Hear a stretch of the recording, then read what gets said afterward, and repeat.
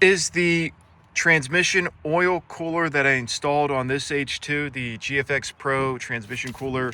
Here is the part number right here. I actually accidentally ordered this transmission cooler. I thought I was going to get a different one. Anyway, came in, I purchased it from Whatever It Takes Transmissions. They are a great shop. They've been really great to work with over the years. With that being said, this product feels great. It's really nice to the touch. I mean, this is a very solid piece. With that being said, I would recommend installing this on your H2 over the True Cool 40K external transmission cooler. This part is just, it's a very nice solid piece. When cutting the lines, I ran, from what I remember, it was about a 3-foot line and a 2-foot line with Evil Energy 3/8 hose. I ran into a slight issue with the, those mini clamps you're gonna have to use. So definitely make sure that you have high quality clamps. I used a couple that came with the set. I really didn't like them, and I ended up going down to my local Advanced Auto Parts and getting, I think it was 1 or 2 of those mini clips. All right, I actually purchased new floor mats. These are the Weather Tech floor mats. I know they're super dirty. You take a look in the rear. I mean, they're nice. Let me show them off to you. They look good. It's interesting. These mats, when I see them in H2s, if you're someone looking for an H2, it's one of these things where I say to myself, you know what? These look really good inside H2s. If I saw those inside an H2, that says to me, hey, the owner or prior owner likely took care of his H2. So something to think about. Okay, what else do I have for you guys? New mats inside. Okay, new caps. Here we go. Check this out. Remember I told you guys I was working on this piece right here. Look at these caps. I got these new caps. Here is the original, this little thing right here that hopefully comes with your H2. But you can see how much cleaner that looks. Also, right here, I ordered this piece off of eBay. The prior piece, it was all cut up. It didn't look good. So just by getting these caps installed and this new piece installed right here with these, the TC2 switch towing and the adventure package button right here to raise up your rear suspension, you can just see how much nicer that looks. I also completed it in the rear. Now, let me tell you guys, it's little things like this. You start doing these little upgrades all over your H2, and it can really make your H2 look a lot better. Mistake I made it on both sides. This is embarrassing. When you're dealing with these caps down here, you don't come in from the side, you come from top down. So I broke the plastic, so I'm gonna have to order new plastic covers. The way these covers work is like it goes into the wiring, so I'm gonna have to cut some wires. So don't make that mistake that I did. I get a little rough and break stuff. It's not good. And that's a good point. If you ever find yourself in a position where you're like, hey, this isn't working, or you feel like if something's about to break, just take a second, step back, and try not to break anything. Okay, what else do I have for you guys? Air suspension fix. I talked about that in part 10 on how this bag was leaking. Both bags were leaking on the H2. So I did successfully replace the bag on the driver's side. It's a real pain in the butt. Probably took me close to about somewhere between 20 and 24 hours. A lot of these bolts up here, or I should call them bolt screws up top here, stripped. I had to Dremel those out. Take out the wheel well. There's a lot of rust buildup, so I had to use a filing set to file the inside of where it twists in. Eventually got it in, then I ran into an issue with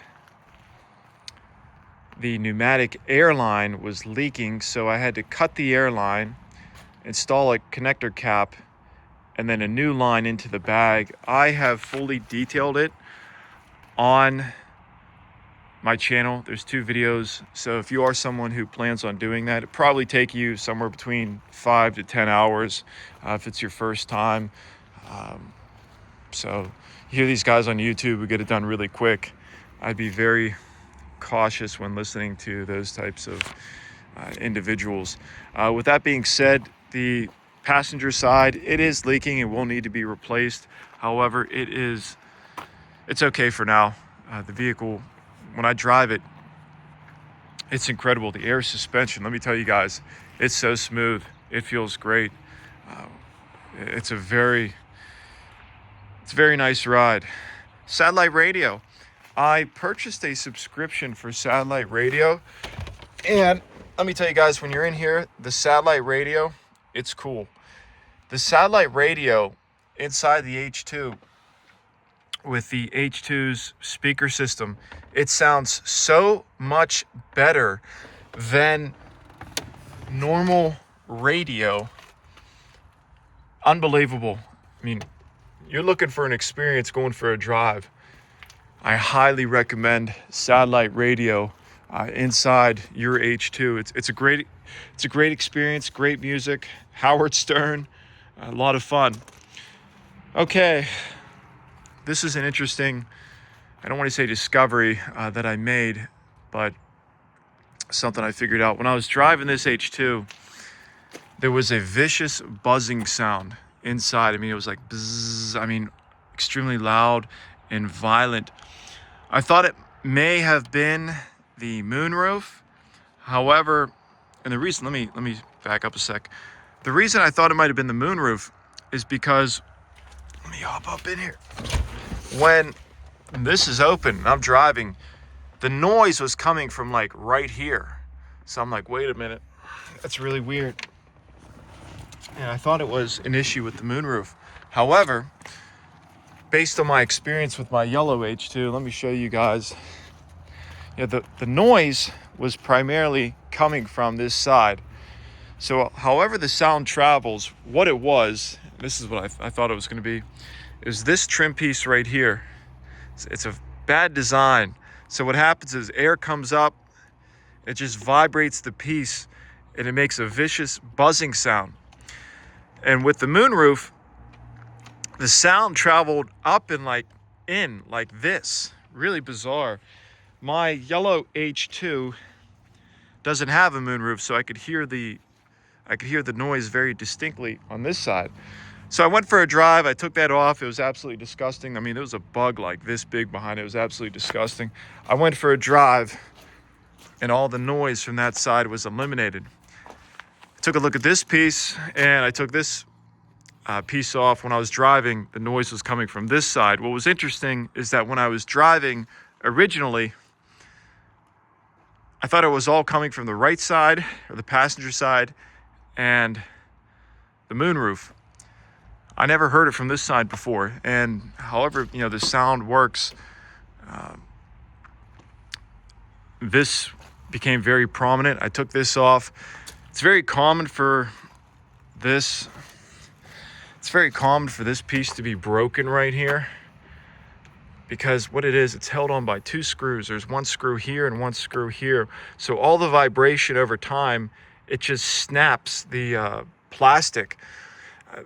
One of the prior owners, they put like a plastic circle around it to hold it down. In the past, I recommend using Resonix Mega CLD. It's a sound deadening. You can place it behind it, and that would eliminate it. That's what I did on my yellow H2. However, my game plan is once I spray paint it, in a month from now, re-spray paint this piece, I'm going to put a piece of Velcro right here, and I think that the Velcro should hold it down. So I will, obviously keep you guys updated on that. Oil pressure sending unit, or oil pressure unit, that actually failed on me, and my oil pressure ballooned up to 80. The vehicle was running fine because I drove it. I'm like, what is going on? So the original oil pressure sensor unit on mine went at like 100, we'll say 150K. So if you are inside your engine bay and you're disassembling your engine, I do recommend changing out your oil pressure sensor unit. Okay, I couldn't find it. I did spot some damage in one of these wheel wells. I'm pretty sure that the damage, something came in. I think it's back in there somewhere. Something heavy was kicked up and put a big hole, or there's a little hole in the wheel well. So something to keep in mind when you're checking out an H2. Just take a peek in the wheel wells to see if anything's broken. The next goals that I have planned for this H2, I'm going to give it even more personality, is these H2 logos. I'm going to spray paint them red. I'm going to, those hooks down there, when I take off the front bumper and I'm cleaning it, spray painting it, those front tow hooks are going to be spray painted red. I need to get new hood latches. I actually got a new set right here, but that's going to be really dirty behind there. Something else that I purchased on this H2, and I will no longer be purchasing any parts from this guy. It's from Hummer Parts Club. You can see this piece is beautiful. The driver's side is really nice. If you can remember part one, I showed you guys how faded that chrome was. However, when you come to the driver's side, you come to the passenger side, you might be saying, oh, what's wrong with that? So this piece is actually cut incorrectly. It's like a 1/4 inch off. You can see this is going straight up and crooked. So I emailed the guy and he's like, that's how we've been cutting it since 2004. So either this fits a 2003, 2004 model, and AM General slightly adjusted this antenna, so it's off. I'm the only person that knows about it. But I'll tell you guys, that's how it starts. You put me on the record. That's how it starts. When you start doing little things like that. If he was, in my mind, he should have been, hey, I understand. Let me cut you out a new piece. So I'm gonna have to go out and buy another piece for that, because I want it to be correctly. You can put me on the record. This is how it starts. You start taking shortcuts. Not cleaning a certain section. That's off by a little bit. Something else is off by a little bit, not cleaning up there, and it detracts from the overall appearance of your H2. If you're someone out there and you're watching my clips, let me tell you guys, I'm not the type of person to take shortcuts. I'm not the type of person to take the easy way out. I know some guys on my channel are like, dude, you're getting a little too hardcore in your cleaning process and everything. Maybe, however, I'll tell you guys, the end result, you get one of these vehicles back up to speed, you get them cleaned up, like this right here. This is going to need to be repaired. I'm going to glue that back in. I should be able to fix that. I'm not really worried about that. The point I'm trying to make is you start taking shortcuts here, you take shortcuts there, it all adds up.